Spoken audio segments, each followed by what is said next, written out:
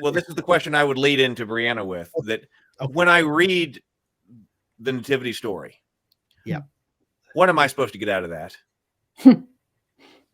What is your take? That's what I've been trying to really grapple with. Let me what am I supposed to get out of that? Let me give you my thing. It actually goes back to, why does it matter in Islam? Why does Islam even need a nativity story, right? And I think that goes back to, why does anybody need a nativity story? Why, right? Mark didn't think you needed one.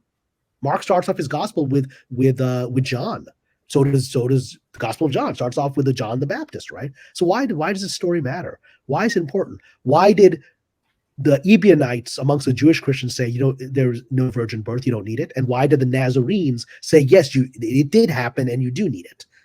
Even amongst the Jewish Christians, they had two versions of it. So, and why did the Ebionite version not win out?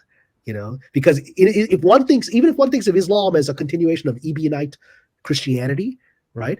Well, the Ebionites didn't believe in the virgin birth, but Islam does. And so the Nazarenes, the other Jewish Christians, is really what Islam is parallel to. So that story won out. The Ebionites lost. So why does this story matter? And I think it goes back to the idea of wonder. I think it's a wonder story. I think the very idea of the virgin birth, the archetype of the virgin is someone that is pure, that is, and it goes back to, I think that the story, in a symbolic way to interpret the Genesis story of the snake and the temptation of Eve, right?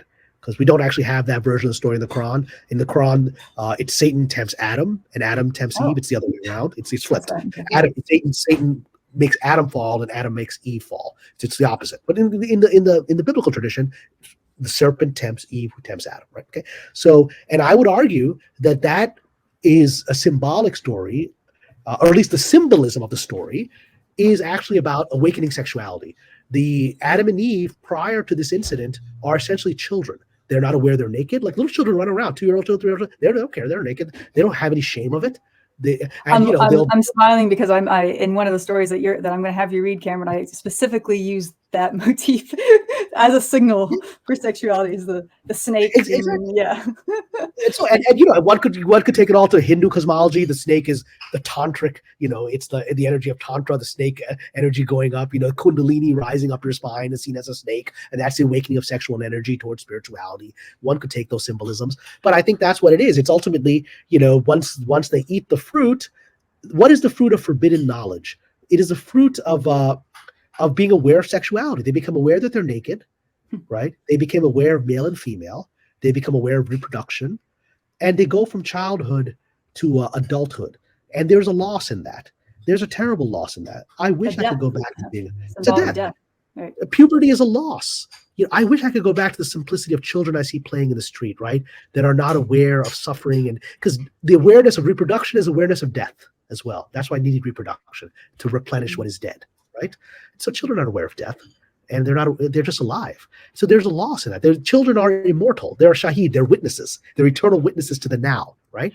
And so for me, the story of a virgin giving birth is about the idea that there is within our hearts the longing to not give up that pristineness of our eternal child. So it is a child, essentially an 11, 12-year-old girl who is not sexually penetrated. She just miraculously has a baby. So a child has a child. And in this, like the Islamic tradition and in the Christian tradition, they're both immaculate. They both are conceived without sin in both of our religions, right? It's because so they go back to being beautiful, innocent children. It's the lineage of innocence to innocence, right? It is something we long for because we can't have it. And that's why I think in the Islamic tradition, that's what it goes back to. Why is Jesus even necessary to be from a virgin birth? It's because there is something more than matter, which includes reproduction. There is something more primordial than that, which is innocent life, which is before life and death and reproduction. And Jesus symbolizes that. And that's what I think this is the immortal call of the story.